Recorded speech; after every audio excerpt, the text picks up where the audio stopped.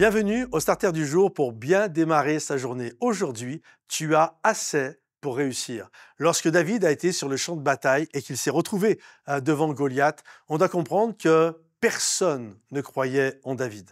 Lorsque David était chez son papa et que Samuel est venu pour oindre, Samuel a vu cette parole que Dieu voulait oindre un des fils de Isaïe pour être le futur roi d'Israël. Isaïe a demandé, il a apporté tous ses fils et puis Samuel a regardé tous ses fils, il dit mais ils sont tous là. Il dit ah non, c'est vrai, il y en a un autre qui est dans les champs.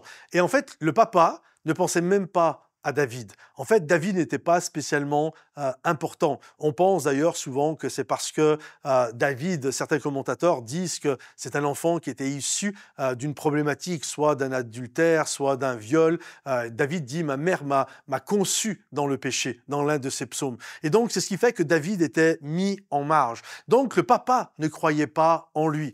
Ses frères ne croyaient pas en lui. On voit Eliab qui le traite de petit prétentieux. On voit son leader, Saül. Saül ne croit pas en lui. Saül, quand il le voit, il dit « Mais t'es qu'un gamin, t'es qu'un enfant », alors que Goliath est un homme de guerre depuis sa jeunesse. Son propre défi ne croit pas en lui. Lorsque Goliath le voit, il va dire « Suis-je un chien pour qu'on m'envoie un gamin tel que toi ?»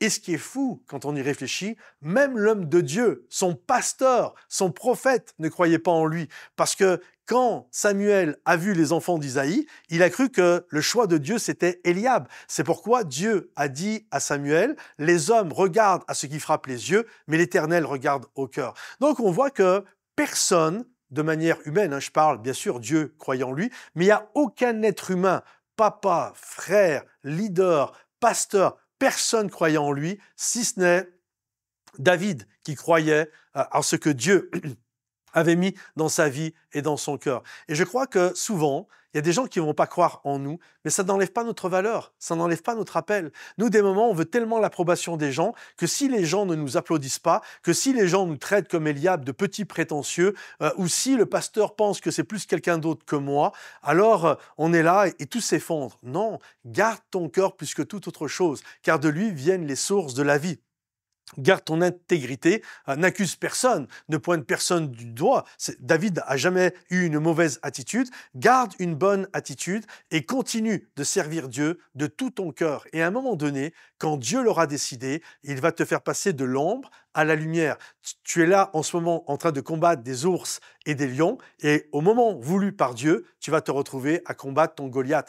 Et là, quand David a combattu Goliath, c'est devenu une évidence pour tout le monde que c'était un homme de Dieu, que c'était quelqu'un qui était frappé du sceau de Dieu. Alors garde ton cœur, tu as assez pour réussir, même si les gens n'y croient pas. Va de l'avant. Si ce message t'a béni, pense à le liker, le partager et le commenter. Et on se dit à bientôt. Bye bye.